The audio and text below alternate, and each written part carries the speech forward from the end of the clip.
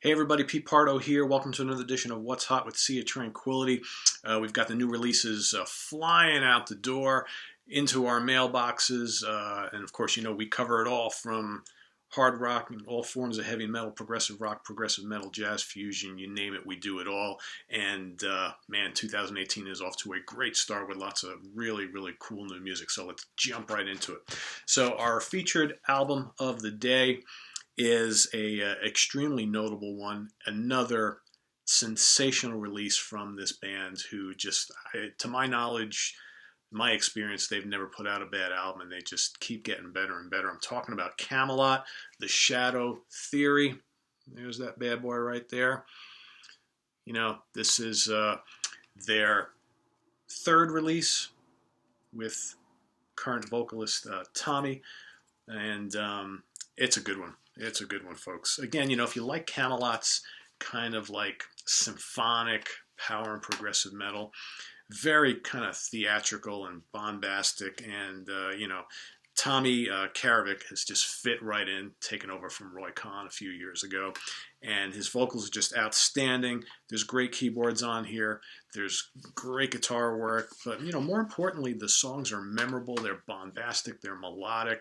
There's a couple of guest female singers on here. One contributing melodic vocals, the other contributing some growls on a couple tunes. So it's kind of, you know, again, it's this big, rich, dramatic heavy metal music, totally symphonic. And if you get the kind of the deluxe 2-disc set, you get the full album, okay, and then a bonus disc which has instrumental versions of a bunch of the tunes from the regular album. So kind of neat, but again, just another quality release from Kamelot. They're on Napalm Records, as you know, and this is going to be a favorite for many here in 2018. Okay, another very notable band. This is their 6th album, and we're starting to see a lot of kind of musical changes and going down different avenues here for this band. I'm talking about The Sword from Texas. This is Used Future. Okay. Some of you might remember their last album from a couple of years ago, High Country. Started to see a little bit different styles and things going on there. This is a band who from the beginning were basically, you know, a stoner doom band with elements of like 70s hard rock. And they've kind of laid off the distortion and the fuzz a bit. A lot of their kind of like sledgehammer early sound has been replaced with more psychedelic influences, some straight up classic rock influences, a little bit of blues. There's some adventurous stuff on this album. You know, a lot of tunes. There's about a dozen tracks on here or so. I would say maybe half of them heavy hitting, hard rocking, like The Sword we know and love, though maybe not quite as heavy. The rest are pretty adventurous. A lot of psychedelia going on here. Little bits of prog, some more mainstreamy type stuff. I dig it. This is one of those albums that's going to take a few listens for most people to get into. And if you're a fan of The Sword from the very beginning, you might hear this and be like, you know, what the hell are they doing? This is not the Sword that I've grown to love over the years. But if you can kind of deal with them evolving a bit, I think you might dig it. A couple really standout tracks on here. Deadly Nightshade and Twilight Sunrise are really, really good. I also love the Book of Thoth. Thoth, however they say that. It's a brief but heavy tune, but there's some cool, like I said, psych prog type tracks like Brown Mountain. What else we got? Nocturne is pretty cool. Sea of Green, a good album, a really solid album, but expect it to take some time for it to fully sink in. And there's going to be people who are not going to like this at all. And that's to be expected when a band kind of really changes its sound a bit. But I think it's a very, very solid release. Okay, kind of along those same lines, a band that I really had very little exposure to until this new album, and I really dig it a lot, and I went and listened to some of their older stuff. So the band I'm talking about is Earthless. Okay, this latest release is called Black Heaven. Whoops. Get that back in there. If you're familiar at all with this trio, they're basically you know, a power trio that up until now has mostly recorded instrumental music that's squarely in the stoner doom camp with little bits of psychedelia. So for this latest album, their guitar players, they've decided to add vocals. So I think there's 6 tunes on here. 4 of the 6 tunes have vocals now, and with that, the band has taken their already incredible style and really kind of readied it for the masses. So if you fear not, if you love their earlier instrumental stuff, most of these tunes are like in the 6, 7, 8 minute range. So even the tunes with vocals, there's plenty of room for them to stretch out and do like these extended, wah wah and fuzz soaked guitar solos, and there's moments of kind of like tranquil psychedelia. But more importantly, most of the tunes are pretty heavy. A lot of groove. A lot of really cool, fuzzy riffs. I think the impression I get when I listen to this album is if you can think Black Sabbath meets Grand Funk Railroad meets the James Gang. Okay, the vocals are sort of like Ozzy, Zakk Wylde, and early Joe Walsh, kind of thrown in together. Like I said, the grooves are addicting. The songs are heavy, fist pumping stuff. But if you love their extended like explorations, there's still a lot of that here. A really good album. Really, really good. And their first album for Nuclear Blast. That's kind of cool to see a band like this on Nuclear Blast. Okay, over to Listenable Records. An Italian band. This is their second album. Also my first introduction to the band. They're called Psychedelic Witchcraft. Sound of the Wind. Female-led, 70s style hard rock, doom. More importantly, they call themselves occult rock. OCCULT. Very cool stuff. Think of like Black Sabbath, Pentagram, Coven, little bits of Blue Cheer, maybe some Mountain, okay? But very mystical sounding, but bruising, a lot of doom. Just really cool underground 70s feel to this album with kind of bewitching vocals. I like this a lot. There's the band right there. Can you see it? Can you dig it? There you go. Yeah, very cool tunes. Very cool tunes. Some of them are quite heavy. Some, like I said, are a little more bluesy, kind of folky, mystical type of thing. And the lyrics are kind of cool if you like kind of like the occult horror type stuff. So very, very cool band. I can see these guys really kind of clicking with a lot of people. So if you haven't discovered Psychedelic Witchcraft yet, Sound of the Wind. Check it out. Alrighty. Another second album from a band that I dig a lot. The band is called Gygax. The album is called Second Edition. Creator Destructor.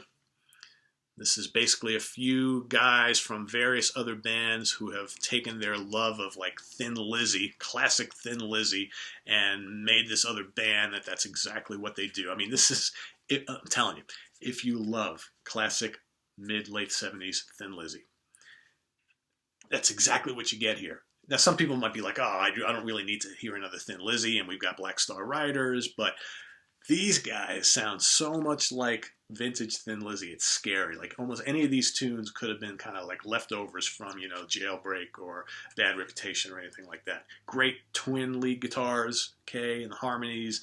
The bassist who also sings sounds a lot like Phil Lynott. And the tunes are just got lots of hooks, but they're hard rocking, really, really cool. I dig this a lot because I love classic Thin Lizzy. So again, not going to rank really high up on the originality scale, but for pure love of this kind of cool retro sounding material, high ranks there, boys and girls. Okay, going to go over to Players Club series. It's a division of Mascot record group, Mascot Music. This is a really cool band. So you guys have heard me talk about Greg Koch before. He is an incredible guitar player who's, you can find him all over YouTube. He's put out a lot of records. He's guested on a lot of other people's albums. He's reviews music equipment. You can see a lot of videos. He does all sorts of guitar talks and discussions and forums and things like that. He's got his own amplifier with Koch amplifiers. He's made his own pickups. He's endorsed by Fender.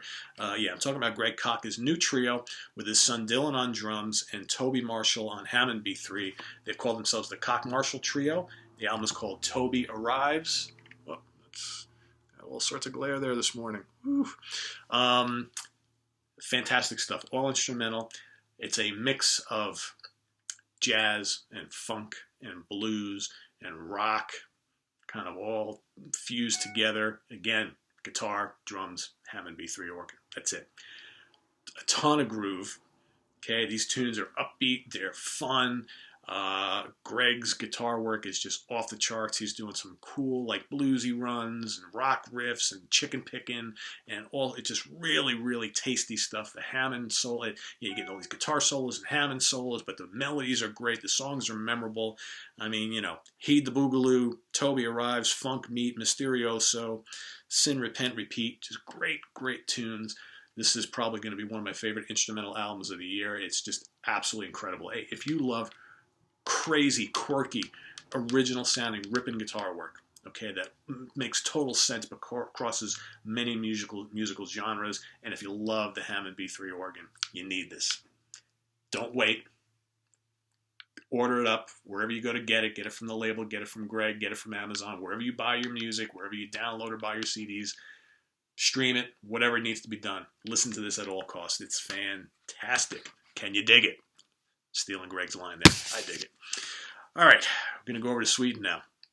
Our friends over at Transubstans Records, also really big on doing like the 70s style hard rock stuff and stoner and bits of doom. They're just specializing in all those classic sounds by a lot of great bands from the Scandinavian area. This is a band, they've got a few albums out. This is their latest, called 3 Seasons is the band.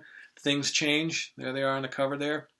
Okay, if you follow this band at all, we've been following them here for a number of years. They originally, their sound was very, very influenced by like Deep Purple. They've always had the original trio format, but they usually had like a guest keyboard player with the band who played Hammond, and they've decided to just really do the trio thing here. So that kind of Hammond sound kind of gone for the most part into just a hard rock, 70s style hard rock trio. Really, really strong. Again, cool riffs, cool bluesy hard rock riffs, a lot of great grooves, memorable songs, ripping guitar work, vocals are very solid. Just a really cool, fun album if you love that kind of classic rock, 70s hard rock style. 3 Seasons, another band from Sweden that you can't miss. Just can't miss. All right, so here we have a band who have been around now for 50 years.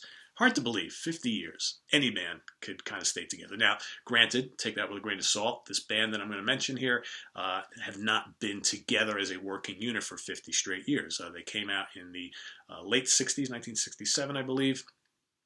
Released a bunch of albums in a short period of time, and then broke up by 1970. And then, maybe late, I think either later in the 70s or in the early 80s, they kind of got back together, various lineups, did all sorts of tours, and broke up again for a number of years, got back together in like the 90s briefly, toured a little bit, and then, but in the early 2000s, they reformed with the original lineup, and have been a fairly stable, band since then. Although their original bass player, Tim Bogert, has retired, I believe in 2010. He officially retired from music, so no longer appearing with Vanilla Fudge or Cactus. Of course, I'm talking about Vanilla Fudge. So this is a brand new release on the MIG Records label from Germany. This is a CD-DVD set. They played back in 2016. They played a set at the Sweden Rock Festival, which was, that at the time, that was their 50th anniversary celebration concert. And so here you have the full show on CD and DVD. And for this lineup, you've got Mark Stein, founder, on lead vocals and keyboards, Hammond organ. Carmen Appice, drums and vocals, founding member. Vince Martell, lead and rhythm guitars and vocals, founding member. And Pete Bremy on bass and vocals. Pete's been basically took over after Tim Bogert retired. Very solid, very fun. If you remember the classic Vanilla Fudge thing back in the 60s, they made famous the art of taking like contemporary rock, pop, and like R&B or soul songs and kind of redoing them in their own vision, more in like the hard rock style. So, they had some big hits with like You Keep Me Hanging On and Season of the Witch and Shotgun and a bunch of other tunes. And that was their thing. They had original songs, but their big claim to fame was kind of recreating already existing songs or cover songs by other people. So basically what you get here is you get a couple of those tunes as well, but some additional songs that they've decided to make their own. Like you got I'm a Believer, the Neil Diamond song made famous by the Monkees, Break On Through by the Doors, She's Not There, of course, a Rod Argent Zombies tune, classic. And what else? Give Me Some Lovin' by the Spencer Davis Group, Dazed and Confused by Led Zeppelin. in addition to some of their own material and the classic songs I already mentioned. So it's a lot of fun. You know, that whole concept is a little bit dated today, and I think that their newer kind of covers are not quite as successful as the old classic stuff they used to do, because it's a different day. Everybody does this sort of thing now. But still, the guys are rocking on here. It's ripping guitar work by Martel, of course. You know, Mark Stein's great Hammond organ work. A lot of fun. Like I said, you get the full show on both CD and DVD. Fun stuff if you're a Vanilla Fudge fan. Okay, last new release for today. This is incredible, okay? Ayreon, okay? The kind of project, that long-running project from Ayreon Anthony Lucassen. Most people know that he's released these kind of stupendous prog and metal bombastic albums that featured, you know, they were all concept albums. They all featured a myriad of guest vocalists and musicians over the years. There's been so many great albums that have been released under the Ayreon moniker. But for most fans, they've never had a chance to see Ayreon in any kind of incarnation live on stage, right? The main reason for that is that Ayreon, one of his biggest fears in life is the fear of performing live in front of an audience on stage. He's absolutely petrified with being on stage. So obviously that has hindered the band from ever really doing anything on the live front until now. Well, until last year anyway. So finally, after, you know, many years of this, he decided there's got to be a way I can kind of present this to a live audience. So what he did was he came up with a concept to do like spread over a couple of nights in Tilburg. Okay, he decided he was going to invite various vocalists, many of whom appeared on the albums, on some of the albums, and put a full band together. He was not going to be in the band. Put a full band together to have many of the classic Ayreon songs recreated live for I believe it was 2 special nights. Okay, I think they did 3 or 4 performances. I forget exactly how many. And basically, they filmed the second performance, I believe, and that's what you get here. Under the moniker of Ayreon Universe, Best of Ayreon Live. Okay, you get, I believe there's about 30 songs on here. Well, you know, about 28 songs or so, and from all throughout the Ayreon albums, all classic tunes, and you get, I'll just start listing off some of the folks here who perform on here. So, of course, you got on vocals, you got Mike Mills, Robert Soterboek, Ed Riekers, okay, many of these names you'll remember from some of the albums, Marcella Bovio, okay, Floor Jansen, her sister Irene Jansen, Jonas Rensky from Canatonia, Annika von Giersbergen, ex of The Gathering, she's also our new band Ruin, John J.C. Kuipers, I hope I'm saying his name right. He's maybe a new name for some of you, but he actually, what he does is he replicates some of the Russell Allen vocals on here. You remember Russell Allen did some work with Ayreon in the past. Who else we got here? All sorts of people. Ed Warby on drums, Maggie Leuten on vocals, Hansi Kirch from Blind Guardian on vocals, Marcel Kunin, okay, on lead guitars. I'm sure you remember him. He's done a lot of work on the progressive metal scene. Juice Vanderboek on keyboards. He's worked on almost all the Ayreon albums. Who else we got here? Damian Wilson, ex of Threshold. Okay. Tommy Karavik, of course, from Kamelot on vocals. Who else? Marco Hietala from Nightwish on vocals. All sorts of other people. This is a true all-star affair. Jay Van Ferguson, and all sorts of people. But fear not, Ayreon does appear late in the set to come out and give a speech, talk about the whole concept here, why they did this, and to tell everybody how afraid he is of being in front of an audience. It's kind of cool. And he plays like on the last couple tunes, plays guitar on the last couple tunes. So kind of cool. It's lengthy, it's bombastic, it's so well shot. Literally, this is, and I have the DVD, it's also available on Blu-ray. Incredible camera work, production values, audio, the whole thing. This is just absolute perfection. And for all you Ayreon fans who've been waiting for something like this for years, the wait is over. Go out, put this on your system, blast it through your home theater system, and just enjoy the hell out of it. It's absolutely incredible. Can't recommend that highly enough. Okay, it's the last of our new releases. So last but not least, we are going to go to Forgotten Favorites, where, of course, I pull something out of the that's near to dear to me, that maybe back in the day never really got its due, or maybe it's something that's newer that just kind of passed everybody by. So this one is influenced by the Best of Black Sabbath, or the History of Black Sabbath show that Chris Allo and I just did. And it's an album we talked a bit on the show, but I kind of wanted to bring it back here, and I've been listening to it a lot since we recorded those shows. It's obviously a Black Sabbath album, or more importantly, a Black Sabbath featuring Tony Iommi. It's the 7-star album. Oh my God, there we go. Got a lot of glare today. This, of course, is the kind of doomed album that featured Glenn Hughes on vocals. We know the story. We told the story on the Black Sabbath show. If you didn't hear it, go check it out. But basically a one-off lineup and an album that I think when it was originally released got a lot of flack because, the band released No Stranger to Love as the lead-off single and video, and that's probably the mellowest and weakest tune on the album.